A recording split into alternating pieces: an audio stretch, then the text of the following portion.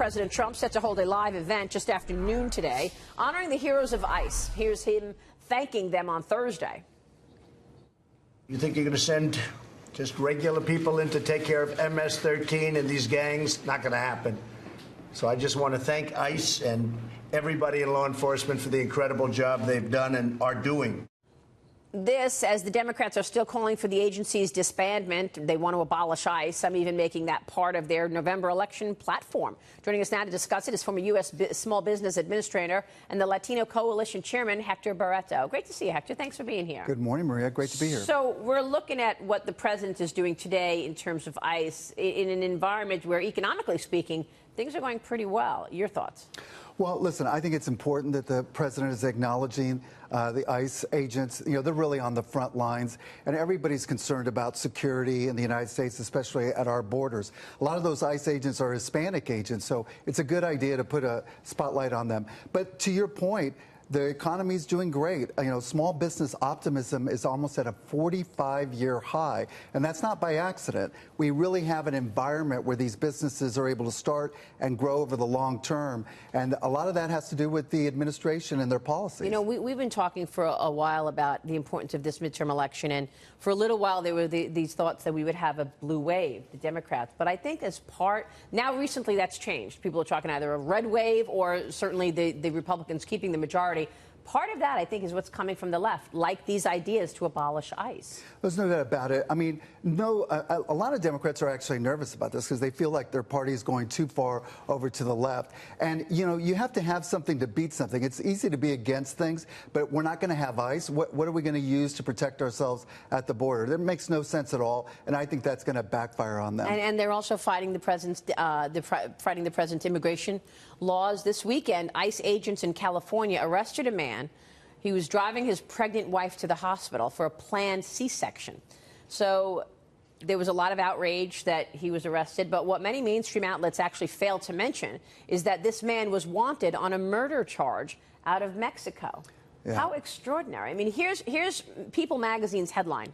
ICE arrests man driving pregnant wife to hospital for birth, leaving her stranded in tears. Without mentioning at all, this guy's up for murder. Oops, I forgot the most important thing of the story. Listen, anytime you hear these stories, they're unfortunate, they're very disturbing. Obviously, we know the majority of people that are here are not, you know, wanted for murder. But that is a very important point to make. And, you know, here's the other part of the story, Maria. Most Hispanics want immigration reform and don't agree with a lot of policies that they had in the past. And part of the reason is it's common sense. They're the ones that are affected by the bad things that happen in those communities. So, you know, hopefully this is a wake-up call for both parties. You know, we've been talking about this for 30 years, and we can do better than this, and we need to fix it. The president can't do it by himself. The administration can't do it by themselves. They've got to have willing partners on both sides of the aisle. Victor, where do you think actually we're going to get some reform? Not before the midterm election. If you know anything, they stopped doing everything right before the election. Right. They just attack each other. Well, except fundraising. Well, the House is in recess. Where are they? Yeah. A month-long vacation. So Enjoy. Hopefully, you know, anytime that you have an election, you have a little bit of a honeymoon period right afterwards, and hopefully with a new Congress, they're able to do something about that. Do you think the plan would, for some kind of compromise, will be what President Bush had proposed over 10 years ago, which was, okay, you came here illegally, you're not going to become a citizen, but you're going to get a work permit, you can stay here, you can pay taxes. Will it be something along those lines? Well, a lot of that has to be negotiated, but the goalposts continue to change. I was in the Bush administration when we were trying to get it done. We had control of both chambers of Congress. The economy was doing relatively well, and we couldn't get anything done. So it's a toxic environment. I think the president has signaled many times and actually surprised people that he's willing to do more than some of the people in his own party want to do, but he's got to have a willing partner to do it. The far left of the Democratic Party, though, has really pushed the narrative on this. Abolish ICE, open borders. Yeah. Say it over and over and over again. As in some of these mainstream media outlets, these TV networks, they're pushing a very extreme agenda of issues and stories that simply don't matter. Oh, they're driving the bus for the extreme left. Yeah. Right. But again, it's about the Mueller it's Russia, Russia, Russia, Russia, Russia. nonstop. And to the average person who's going to work in the morning, supporting a family, seeing a higher paycheck, the quality of their health care is improving because of the private sector. Again, that's what matters to people. And ultimately, the president will get credit for that. Right. And all of this dishonesty in the media is also hurting the extreme left as well. I mean, to do this story about, oh, he was stripped from his pregnant wife and totally omit the other information, that's just dishonesty, and that's why the president calls them fake news.